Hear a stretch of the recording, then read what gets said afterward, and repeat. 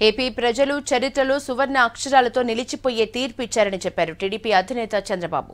తమకు ఇచ్చింది అధికారం కాదు, బాధ్యతగా భావిస్తామన్నారు. ఈ 5 ఏళ్లలో ఏపీకి 30 ఏళ్ల డ్యామేజ్ జరిగిందన్నారు.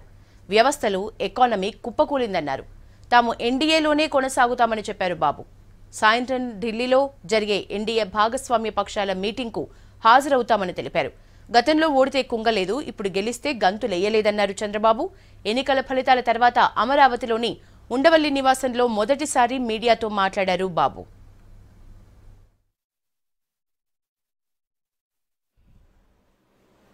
ఈ 5 సంవత్సరాలు చూసిన ప్రభుత్వాన్ని నేను ఎప్పుడూ చూడలేదు. ఒక రంగం అని కాదు, ఒక వ్యవస్థని కాదు, ప్రజాస్వామ్య వ్యవస్థలన్నీ ఏ విధంగా ఇబ్బంది పడ్డాయో, ఏ విధంగా నిర్వీర్యం చేశారో మనం అన్ని చూశాం. రాజకీయాల్లో ఒడికిదుడుకులు సాధారణంగా ఉంటాయి. ఎవరు శాశ్వతం కాదు.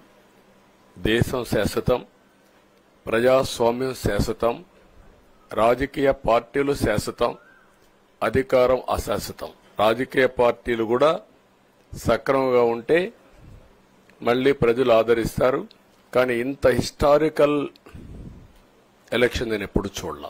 అనేక ఎన్నికల్లో అనేక అనుభూతులు చూశాం. కానీ మేము అన్ని ఎన్నికల కంటే ఇది ఒక తెలుగుదేశం పార్టీ చరిత్రలో, ఆంధ్రప్రదేశ్ రాష్ట్ర ప్రజల చరిత్రలో సువర్ణాక్షరాలతో లిఖించదగ్గ ఎన్నిక. ఇది ఒక హిస్టారికల్ ఎన్నిక.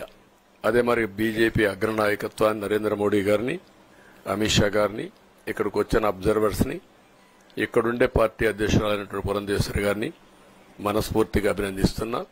We are in NDA. I'm going for NDA meeting. In course of time anything will report you. Thank you. ఎప్పుడైనా సరే ప్రజాస్వామ్యంలో ప్రాథమిక హక్కు మాట్లాడే స్వేచ్ఛ. ఆ స్వేచ్ఛనే కోల్పోవాల్సి వచ్చింది. అదే కాదు, బ్రతికే స్వేచ్ఛ,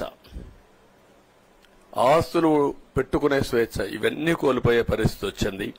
గుణపాఠం పాలకులకు కాదు, అవినీతి అహంకారంతో ముందుకు పోయే ఎలాంటి ధ్వంసకారులకైనా ఇదే జరుగుతుందని నిరూపించారు ప్రజలు. దానికి మనస్ఫూర్తిగా అభినందిస్తున్నా. అదే సమయంలో 5 సంవత్సరాలు మా కార్యకర్తల పడిన ఇబ్బందులు, చాలా మంది స్లీప్లెస్ నైట్స్, ముగ్గురం కలిసి పనిచేశాం.